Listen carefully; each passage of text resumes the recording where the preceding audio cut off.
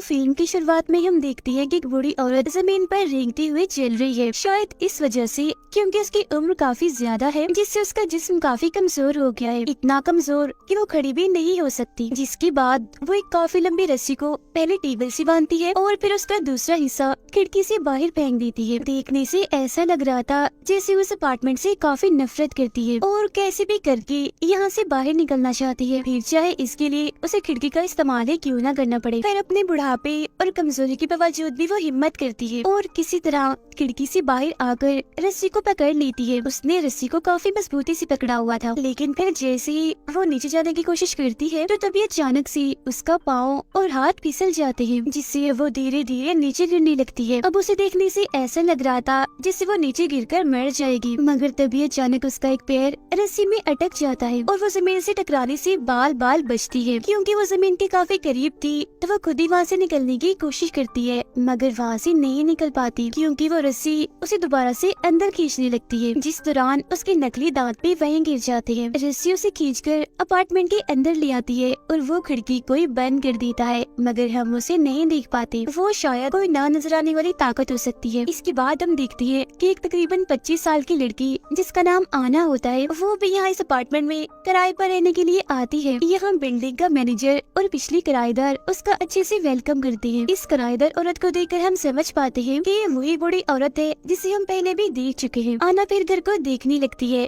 जो उसे काफी पसंद आता है और फिर जब मैनेजर उसे अपार्टमेंट का बहुत ही कम किराया बताता है तो उसकी खुशी का तो कोई ठिकाना ही नहीं रहता। वो सोचती है कि चलो मौज हो गई, बहुत सस्ते में मिल रहा है और वो भी इतना अच्छा। फिर अपार्टमेंट में रहने के लिए आना को एग्रीमेंट के कागजात दिए जाते हैं साइन करने के लिए, लेकिन साइन करने के लिए वो बूढ़ी औरत से पूछती है कि आप इस अपार्टमेंट को क्यों छोड़ना चाहती है। फिर थोड़ी देर चुप रहने के बाद बूढ़ी औरत जवाब देती है, वो दरअसल मैं इसलिए जा रही हूँ यहाँ से क्योंकि मैं दुनिया घूमना चाहती हूँ। अब उसकी एक दुनिया घूमने वाली बात सुनकर आना को काफी अजीब लगता है। वो सोचती है वाह, इस उम्र की औरतें घर में आराम कर रही है, मर रही है और इसे घूमने की पड़ी हुई है। फिर आना उन्हें अपने बारे में बताने लगती है कि मैं इस शहर में नई आई हूँ, मैं मेरे दोस्त के साथ यहाँ पर आई थी, मगर हमारे बीच झगड़ा हो गया तो मैं उससे अलग होकर यहाँ आ गई। अब जैसे जैसे वो अपने बारे में बताती जा रही थी तो बूढ़ी औरत को काफी फिक्र हो रही थी कि ये पेपर्स पर साइन कर ही नहीं रही, टाइम ज़ाया किया जा रही है। फिर वो आना से पूछ लेती है कि क्या तुमने अपार्टमेंट लेना भी है या नहीं, ये सिर्फ बातें करने आई हो। जिस पर आना कहती है हाँ हाँ क्यों नहीं, मुझे अपार्टमेंट चाहिए चाहिए। जिसके बाद जब उसे एग्रीमेंट के कागजात पकड़ाती है और वो साइन करने लगती है तो पेन ही नहीं चल रहा होता, लेकिन बूढ़ी औरत के पास पेन निकल आता है और वो फौरन आना को देती है। ऐसा लग रहा था कि इस बूढ़ी औरत को काफी जल्दी है इस अपार्टमेंट को किराए पर देने की। अब जैसी उनकी डील बनती है, मतलब कि आना ये अपार्टमेंट किराए पर ले लेती है, तो बूढ़ी औरत जल्दी से अपना सारा सामान पैक करके यहाँ से चली जाती है। फिर मैनेजर आना को अपार्टमेंट की चाबियां देते हुए कहता है कि घबराना नहीं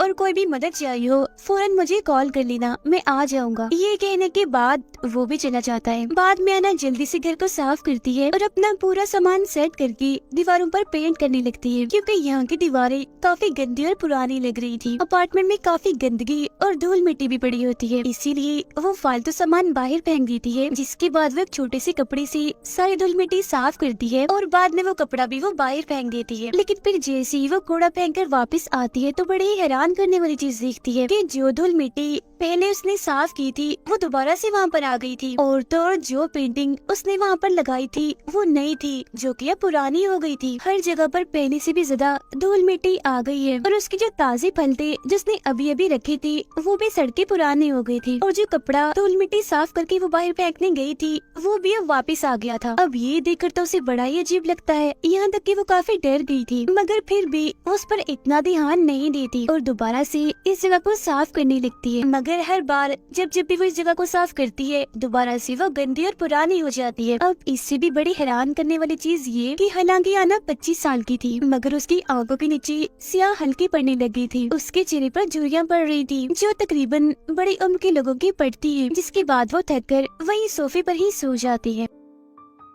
रात को तभी अचानक से रेडियो अपने आप ही ऑन होकर चल पड़ता है, जिससे अना की आंख खुल जाती है और वो फौरन उठकर उसे बंद कर देती है। वो शीशे में देखती है कि उसका चेहरा काफी बदल गया है, मतलब कि अपनी उम्र से वो बड़ी लग रही है। अब ये सारी चीजें उसकी समझ से बाहर हो गई थी, मतलब कि कभी घर का दोबारा से गंदा हो जाना और उसकी उम्र का इतना बड़ा लगना, उसका अचानक से बदलना। वो गुस्सा होकर सीधा जाती है मैनेजर के पास और उसे कहती है कि ये तुमने मेरे साथ क्या किया? वो अजीब सा भूतिया अपार्टमेंट मुझे दे दिया। वो बहुत अजीब है, वहाँ जरूर कुछ न कुछ तो है, मतलब कि कोई आत्मा वगैरह, कोई भूत वगैरह, क्योंकि वो चीजों को दोबारा से गंदा कर देती है। और देखो, उसने मेरा चेहरा भी खराब कर दिया, मेरी आंखों के नीचे सियाह हल्के डाल दिए, झुर्रियाँ डाल दी मुझे। हालांकि मेरी उम्र तो इतनी ज्यादा है भी नहीं जितनी मैं लगने लगी हूँ, इसलिए प्लीज तुम मुझे मेरे एडवांस के पैसे वापस कर दो। जो सुनकर मैनेजर कहता है कि नहीं, मैं तुम्हें पैसे वापस नहीं दे सकता, ये मुमकिन ही नहीं है। जो कहने के बाद वो आना को एग्रीमेंट के कागजात दिखाता है और बताता है कि देखो, इसमें साफ साफ लिखा हुआ है कि पुराना किराएदार नए आने वाले किराएदार से पहले ये अपार्टमेंट खाली नहीं कर सकता। अब ये सब इतना छोटा छोटा बारीक से लिखा हुआ था कि आना को आम आंख से तो दिखाई नहीं दे रहा था, तो उसे देखने के लिए हैंड ग्लास का इस्तेमाल करना पड़ता है उसे, जिसे हम आम तौर पर छोटे से छोटे चीज को बड़ा देखते हैं। अब ये सुनकर तो आना का दिमाग खराब हो जाता है, उसे इतना गुस्सा आता है कि वो मैनेजर को पुलिस की धमकी देती है। तब ये सुनकर भी वो आराम से बैठा रहता है, उसे जैसे कोई फर्क ही ना पड़ा हो। वो बस उससे इतना ही कहता है कि जाओ वापस अपने अपार्टमेंट में, क्योंकि और तुम कहीं भी नहीं जा सकती, एग्रीमेंट में यही लिखा हुआ है। और वो वहाँ से चली जाती है। इसके बाद आना एक क्लिनिक में जाकर अपना मेडिकल टेस्ट करवाती है और अपनी रिपोर्ट मांगती है डॉक्टर से, ताकि वो पुलिस के पास जाकर कंप्लेन कर सके उस मैनेजर के खिलाफ और उस अपार्टमेंट की भी। तब डॉक्टर उसे देखकर कहती है कि 25 साल की इतनी छोटी उम्र में ग्रे बाल आना और चेहरे पर झुर्रियां पड़ना ये कोई छोटी बात नहीं है, ये काफी बड़ी बात है, मगर इस सब का लेना देना पुलिस से नहीं है। जो सुनकर आना गुस्से में उसे जवाब देती है कि आप मुझे नहीं बताएं मुझे क्या करना है, मुझे जो सही लग रहा है मैं वही करूंगी। कहने के बाद वो अपना ID कार्ड निकालती है, लेकिन बदकिस्मती से उसकी ID कार्ड पर तो कुछ था ही नहीं, क्योंकि वहाँ पर से सब कुछ मिट चुका था। अब क्योंकि आना उस अपार्टमेंट से तंग आ गई थी, इसलिए वो वहाँ जाना नहीं चाहती थी, तो रात गुजारने के लिए वो एक होटल में जाती है, जहाँ का रिसेप्शनिस्ट उसे उसका ID कार्ड मांगता है, जो हम जानते हैं कि उसके पास नहीं है, क्योंकि वो तो सारी मिट गई है, तो इसी वजह से उसे ज्यादा पैसे भरने पड़ते हैं। फिर रात को जब वो सो रही थी तो अचानक से उसकी आंख खुल जाती है, उससे उठा ही नहीं जा रहा था, वो काफी कमजोर महसूस कर रही थी। और तब एक बड़ी हैरान करने वाली बात सामने आती है कि वो अभी काफी बूढ़ी औरत बन गई है, जो तकरीबन 80 साल की है। उसके चेहरे, हाथ, पैरों पर हर जगह झुर्रियां पड़ गई है, जाहिर है वो बूढ़ी हो गई है। वॉशरूम में आकर उस बेचारी को खांसी होने लगती है, जिससे तभी अचानक उसके दांत टूट के बाहर गिर जाते हैं। अगले दिन आना दोबारा उसी अपार्टमेंट में जाती है और जाके वहाँ मैनेजर से मिलती है, मगर मैनेजर उसकी ऐसी हालत देखकर हैरान नहीं होता, बल्कि उल्टा वो उसे कहता है कि तुम्हें सारे रूल्स का ख्याल रखना चाहिए था, जिनमें साफ साफ लिखा हुआ है कि तुम बाहर नहीं जा सकते हो। तो अब ये बात सामने आती है कि जो भी एग्रीमेंट पर साइन करता है, अगर वो बाहर जाने की कोशिश करे तो उसकी उम्र बढ़ जाती है, तब तक फिर वो वैसा रहता है जब तक कि वो मर नहीं जाता। इसके बाद मैनेजर उसे ये भी बताता है कि ये अपार्टमेंट बड़ा ही अजीब, बड़ा ही अनोखा है, इसे अकेला रहना बिल्कुल भी पसंद नहीं है, ये चाहता है कि इसके साथ हर वक्त कोई न कोई रहे, तो यही वजह है कि वहाँ पर किराएदार का होना जरूरी होता है। अब मैनेजर से बात करने के बाद आना वापस से अपने कमरे में चली जाती है, यानी उसी अजीब भूतिया कमरे में। कुछ देर के बाद मैनेजर को एहसास होता है कि मेरी माचिस यहाँ पर नहीं है, वो गायब है। उसे लगने लगता है कि जरूर वो आना उठा कर ले गई है, इसलिए वो जल्दी से उसके अपार्टमेंट की तरफ जाता है और देखता है कि उसका दरवाजा तो अंदर से बंद है।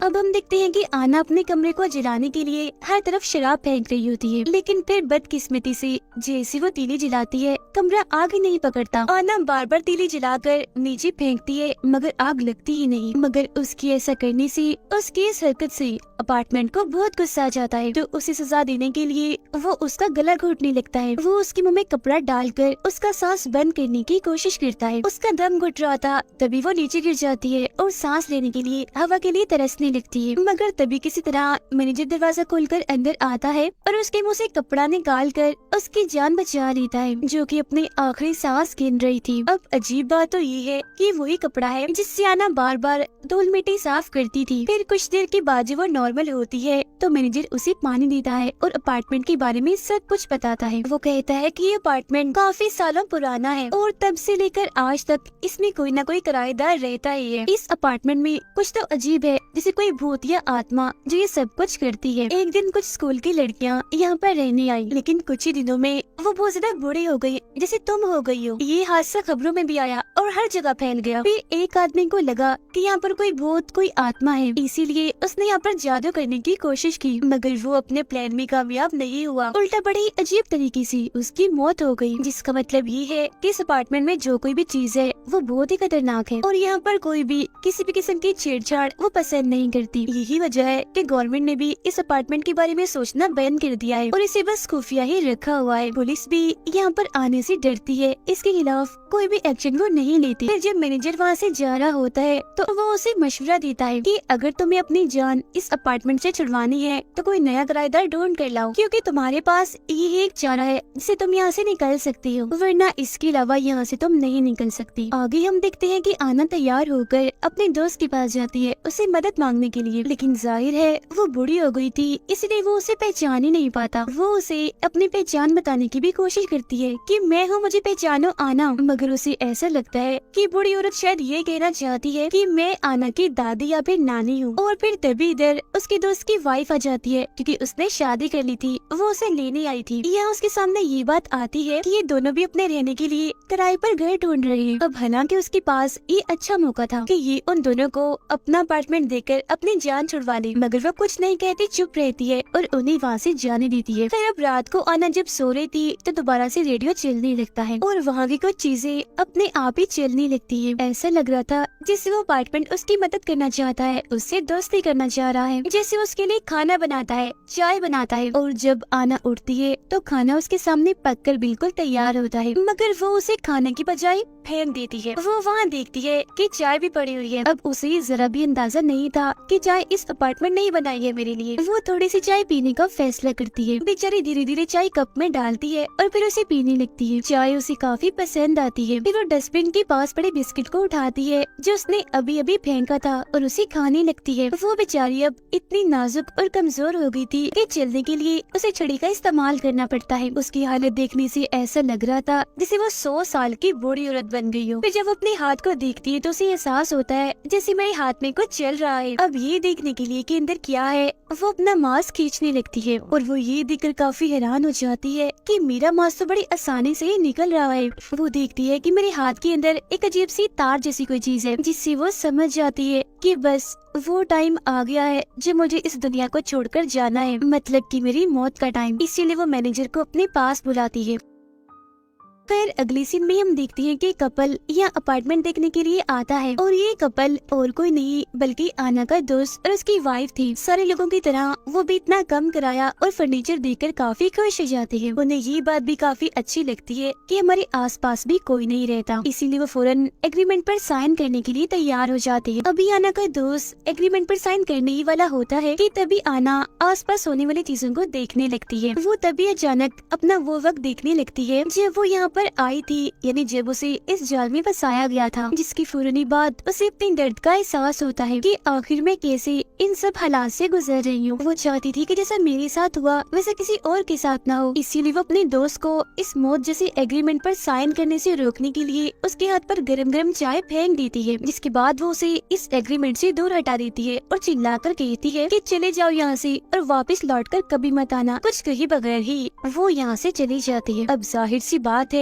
वो तो चले गई थी, तो इसका मतलब साफ था कि आना ने अपने यहाँ से निकलने का आखिरी मौका भी खो दिया है। हालांकि अगर वो चाहती तो अपने दोस्त से बदला लेने के लिए उसे इस जाल में फंसा सकती थी और अपने कुछ आखिरी बुढ़ापे के दिन वो आराम से सुकून से बाहर गुजार सकती थी, मगर उसने ऐसा नहीं किया क्योंकि अभी भी उसके दिल में अपने दोस्त के लिए प्यार और इंसानियत बाकी है। उसने यहाँ पर खुदगर्जी का मुजाहिरा नहीं किया बल्कि अपने दोस्त को बचाया। ऐसा करके उसने अपनी जिंदगी की कुर्बानी ही दी है, क्योंकि वो कैसे भी करके इस मनहूस उस अपार्टमेंट का खात्मा करना चाहती है। अब ये देखकर वो मैनेजर भी काफी हैरान रह जाता है। फिर जब मैनेजर वहाँ से जाने लगता है तो आना उसे कहती है कि जाते जाते मेरा एक काम कर दो, तुम दरवाजे को बाहर से लॉक कर देना और फिर कुछ सालों तक यहाँ लौटकर वापस मत आना, क्योंकि मैं इस अपार्टमेंट का खात्मा करने की कोशिश करूंगी। क्योंकि साथ ही साथ उसका मानना ये था कि अगर कोई यहाँ पर नहीं आएगा तो इस अपार्टमेंट का जो साइकिल बना हुआ है लोगों को मारने का, बर्बाद करने का, वो खत्म हो जाएगा। मतलब ना लोग बूढ़े होंगे और ना मारे जाएंगे, और अगर एक किस्म का यहाँ कोई शराब है वो भी टूट जाएगा। जो भी आत्मा भूत इस अपार्टमेंट में हुई वो भी मर जाएगी। अब मैनेजर उसकी इस बहादुरी की तारीफ करता है और उसे गुड बाय कहकर वहाँ से चला जाता है। उसके जाने के बाद हम देखते हैं कि आना अब इस अपार्टमेंट में बिल्कुल अकेली है। ना तो यहाँ पर उससे मिलने कोई आएगा और ना ही उस बेचारी में इतनी ताकत है कि वो सीढ़ियाँ उतरकर नीचे जाए। उसकी हालत देखकर ऐसा लग रहा था जैसे उसके मरने का टाइम आ गया है। इसीलिए वो खिड़की के पास जाकर आखिरी बार